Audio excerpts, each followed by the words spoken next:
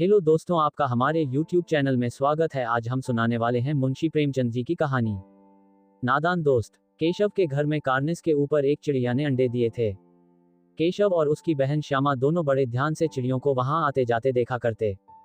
सवेरे दोनों आंखें मलते कार्निस के सामने पहुंच जाते और चिड़ा या चिड़िया दोनों को वहां बैठा पाते। उनको देखने में दोनों बच्चों को न मालूम क्या मजा मिलता, दूध और जलेबी की भी सुध न रहती थी। दोनों के दिल में तरह तरह के सवाल उठते। अंडे कितने बड़े होंगे, किस रंग के होंगे, कितने होंगे, क्या खाते होंगे, उनमें बच्चे किस तरह निकल आएंगे, बच्चों के पर कैसे निकलेंगे, घोंसला कैसा है। लेकिन इन बातों का जवाब देने वाला कोई नहीं। न अम्मा को घर के काम धंधों से फुर्सत थी, न बाबूजी को पढ़ने लिखने से। दोनों बच्चे आपस ही में सवाल जवाब करके अपने दिल को तसल्ली दे लिया करते थे। श्यामा कहती, क्यों भैया, बच्चे निकलकर फुर से उड़ जाएंगे। केशव विद्वानों जैसे गर्व से कहता, नहीं री पगली, पहले पर निकलेंगे, बगैर परों के बेचारे कैसे उड़ेंगे। श्यामा, बच्चों को क्या खिलाएगी बेचारी। केशव इस पेचीदा सवाल का जवाब कुछ न दे सकता था। इस तरह 3-4 दिन गुजर गए।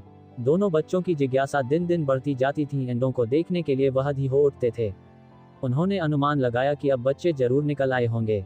बच्चों के चारों का सवाल अब उनके सामने आ खड़ा हुआ। चिड़िया बेचारी इतना दाना कहाँ पाएंगी कि सारे बच्चों का पेट भरे। गरीब बच्चे भूख के मारे चूं चूं करके मर जाएंगे।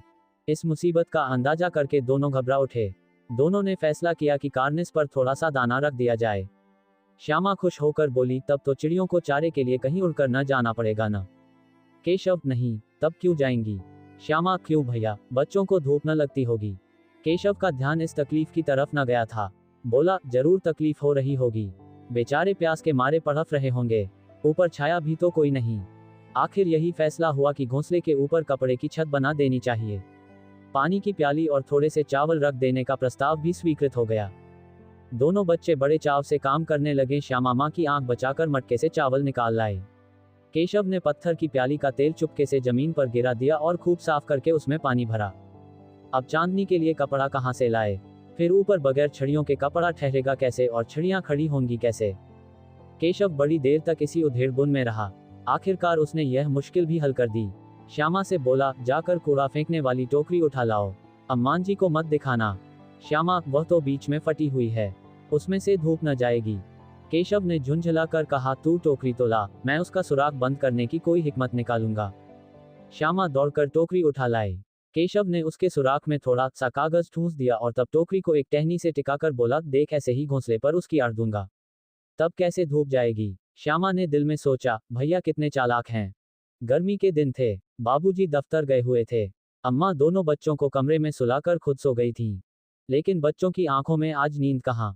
अम्मा जी को बहकाने के लिए दोनों दम रो के आंखें बंद किए मौके का इंतजार कर रहे थे। ज्यों ही मालूम हुआ कि अम्मा जी अच्छी तरह सो गईं, दोनों चुपके से उठे और बहुत धीरे से दरवाजे की सिटकनी खोलकर बाहर निकल आए। अंडों की हिफाजत करने की तैयारियां होने लगीं। केशव कमरे में से एक स्टूल उठा लाया, लेकिन जब उससे काम न चला तो नहाने की चौकी लाकर स्टूल के नीचे रखी और डरते डरते स्टूल पर चढ़ा। श्यामा दोनों हाथों से स्टूल पकड़े हुए थी। स्टूल को चारों टागे बराबर न होने के कारण जिस तरफ ज्यादा दबाव पाता था, जरा सा हिल जाता था। उस वक्त केशव को कितनी तकलीफ उठानी पड़ती थी, यह उसी का दिल जानता था। दोनों हाथों से कार्निस पकड़ लेता और श्यामा को दबी आवाज से डांटता, अच्छी तरह पकड़, वरना उतरकर बहुत मारूंगा। मगर बेचारी श्यामा का दिल तो ऊपर कार्निस पर था। बार बार उसका ध्यान उधर चला जाता और हाथ ढीले पड़ जाते।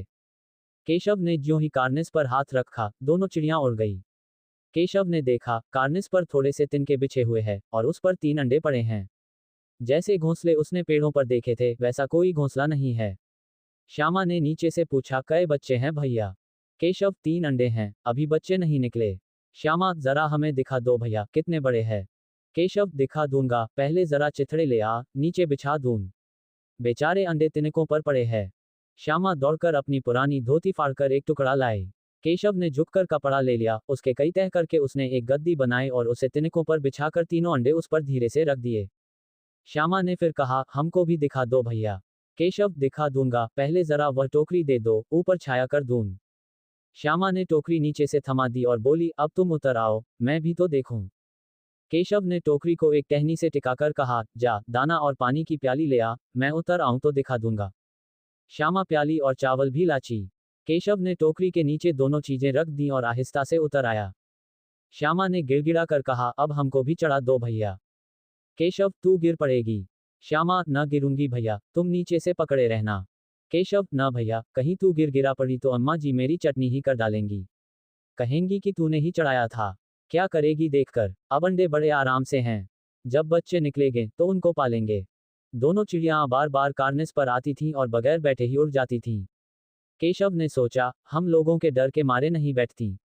स्टूल उठाकर कमरे में रख आया, चौकी जहां की थी वहां रख दी। श्यामा ने आंखों में आंसू भरकर कहा, तुमने मुझे नहीं दिखाया, मैं अम्मा जी से कह दूंगी।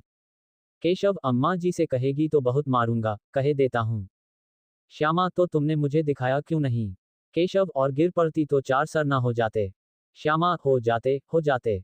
देख लेना, मैं कह दूंगी। इतने में कोठरी का दरवाजा खुला और माँ ने धूप से आंखें को बचाते हुए कहा, तुम दोनों बाहर कब निकल आए? मैंने कहा था न कि दोपहर को न निकलना। किसने किवाड़ खोला? किवाड़ केशव ने खोला था, लेकिन श्यामा ने माँ से यह बात नहीं कही। उसे डर लगा कि भैया पिट जाएंगे। केशव दिल में कांप रहा था कि कहीं श्यामा कह न दे। अंडे न दिखाए थे, इससे अब उसको श्यामा पर विश्वास न था। श्यामा सिर्फ मोहब्बत के मारे चुप थी या इस कसूर में हिस्सेदार होने की वजह से, इसका फैसला नहीं किया जा सकता। शायद दोनों ही बातें थीं। माँ ने दोनों को डपट कर फिर कमरे में बंद कर दिया और आप धीरे धीरे उन्हें पंखा झलने लगी। अभी सिर्फ 2 बजे थे, बाहर तेज लू चल रही थी। अब दोनों बच्चों को नींद आ गई थी। 4 बजे यकायक श्यामा की नींद खुली। किवाड़ खुले हुए थे। वह दौड़ी हुई कार्निस के पास आई और ऊपर की तरफ ताकने लगी। टोकरी का पता न था। संयोग से उसकी नजर नीचे गई और वह उल्टे पांव दौड़ती हुई कमरे में जाकर जोर से बोली, भैया, अंडे तो नीचे पड़े हैं, बच्चे उड़ गए। केशव घबराकर उठा और दौड़ा हुआ बाहर आया तो क्या देखता है कि तीनों अंडे नीचे टूटे पड़े हैं और उनसे कोई चूने की सी चीज बाहर निकल आई है। पानी की प्याली भी एक तरफ टूटी पड़ी है। उसके चेहरे का रंग उड़ गया। सहमी हुई आंखों से जमीन की तरफ देखने लगा। श्यामा ने पूछा, बच्चे कहाँ उड़ गए भैया? केशव ने करुण स्वर में कहा, अंडे तो फूट गए। और बच्चे कहाँ गए? केशव, तेरे सर में देखती नहीं है, अंडों से उजला उजला पानी निकल आया है। वही 2-4 दिन में बच्चे बन जाते। माँ ने सोटी हाथ में लिए हुए पूछा, तुम दोनों वहां धूप में क्या कर रहे हो? श्यामा ने कहा, अम्मा जी, चिड़िया के अंडे टूटे पड़े हैं। माँ ने आकर टूटे हुए अंडों को देखा और गुस्से से बोली, तुम लोगों ने अंडों को छुआ होगा। अब तो श्यामा को भैया पर जरा भी तरस न आया। उसी ने शायद अंडों को इस तरह रख दिया कि वह नीचे गिर पड़े। इसकी उसे सजा मिलनी चाहिए। बोली, इन्होंने अंडों को छेड़ा था अम्मा जी। माँ ने केशव से पूछा, क्यों रे? केशव भीगी बिल्ली बना खड़ा रहा।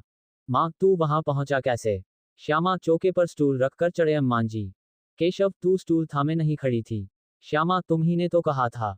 माँ, तू इतना बड़ा हुआ, तुझे अभी इतना भी नहीं मालूम कि छूने से चिड़ियों के अंडे गंदे हो जाते हैं। चिड़िया फिर इन्हें नहीं सेती। श्यामा ने डरते डरते पूछा, तो क्या चिड़िया ने अंडे गिरा दिए हैं अम्मा जी? माँ, और क्या करती? केशव के सिर इसका पाप पड़ेगा। हाय हाय, जाने ले ली दुष्ट ने। केशव रोनी सूरत बनाकर बोला, मैंने तो सिर्फ अंडों को गद्दी पर रख दिया था अम्मा जी। माँ को हंसी आ गई, मगर केशव को कई दिनों तक अपनी गलती पर अफसोस होता रहा। अंडों की हिफाजत करने के जोश में उसने उनका सत्यानाश कर डाला। इसे याद करके वह कभी कभी रो पड़ता था। दोनों चिड़ियां वहां फिर न दिखाई दी।